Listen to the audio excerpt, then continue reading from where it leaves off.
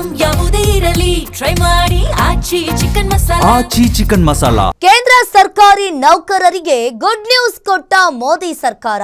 ಕೇಂದ್ರ ಸರ್ಕಾರಿ ನೌಕರರ ಡಿಎ ಶೇಕಡ 2% ಏರಿಕೆಯಾಗಿದೆ.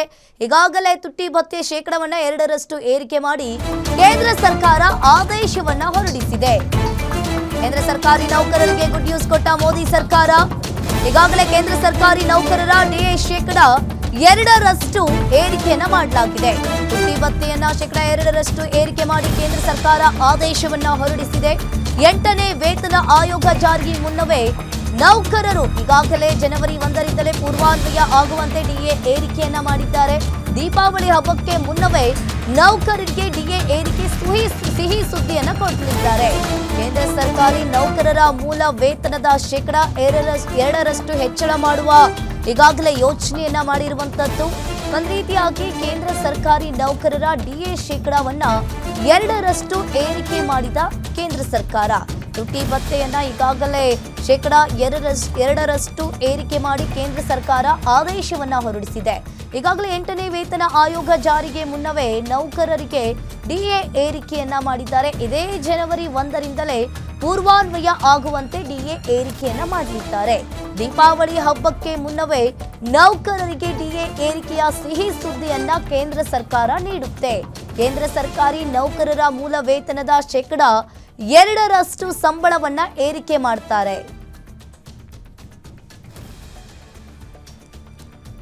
ಒಂದ್ ಕಡೆ ಈಗಾಗಲೇ ಕೇಂದ್ರ ಸರ್ಕಾರಿ ನೌಕರರಿಗೆ ಗುಡ್ ನ್ಯೂಸ್ ಅನ್ನ ಮೋದಿ ಸರ್ಕಾರ ಕೊಟ್ಟಿರುವಂತದ್ದು.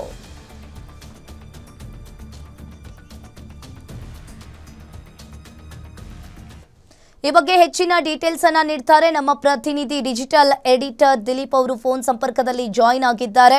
ಎಸ್ ದಿಲೀಪ್, ಇಲ್ಲಿ ನೋಡ್ತಾ ಇರಬಹುದು ಈಗಾಗಲೇ ಮೋದಿ ಸರ್ಕಾರ ಸಿಹಿ ಸುದ್ದಿಯನ್ನ ನೀಡಿರುವಂತದ್ದು. ಕೇಂದ್ರ ಸರ್ಕಾರಿ ನೌಕರರಿಗೆ ಗುಡ್ ನ್ಯೂಸ್ ಅನ್ನ ಕೊಟ್ಟಿದೆ ಮೋದಿ ಸರ್ಕಾರ. ಏನಿದೆ ಇದ್ರ ಬಗ್ಗೆ ಹೆಚ್ಚಿನ ಡೀಟೇಲ್ಸ್?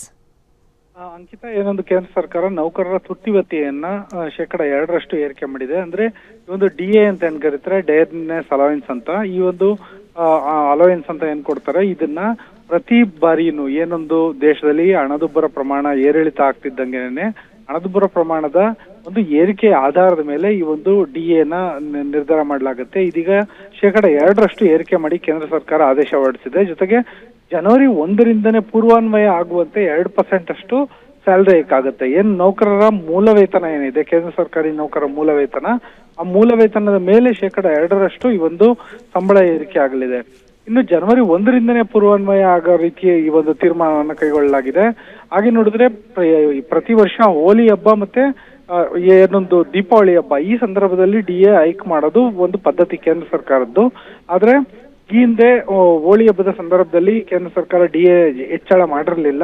ಆದ್ರೆ ಇದೀಗ ಏರಿಕೆಯನ್ನ ಮಾಡಿದ್ದಾರೆ. ಜೊತೆಗೆ ಜನವರಿ 1ರಿಂದಲೇ ಪೂರ್ವಾನ್ವಯ ಆಗೋ ರೀತಿ ಈ ಒಂದು ಆದೇಶ ಅಪ್ಲೈ ಆಗುತ್ತೆ ಅಂತ ಹೇಳಿದ್ದಾರೆ. ಈ ಮೂಲಕ ಕೇಂದ್ರ ಸರ್ಕಾರಿ ನೌಕರರಿಗೆ ಮತ್ತೆ ಬಹಳ ಒಂದು ದೇಶಾದ್ಯಂತ ಇರುವಂತಹ ಎಲ್ಲ ಇಲಾಖೆಗಳ ಕೇಂದ್ರ ಸರ್ಕಾರಿ ನೌಕರರಿಗೆ ಇದೊಂದು ಸಿಹಿ ಸುದ್ದಿ ಅಂತ ಹೇಳ್ಬೋದು. ಅಂಕಿತ, ಥ್ಯಾಂಕ್ ಯು ದಿಲೀಪ್ ನಿಮ್ಮೆಲ್ಲ ಮಾಹಿತಿಗೆ.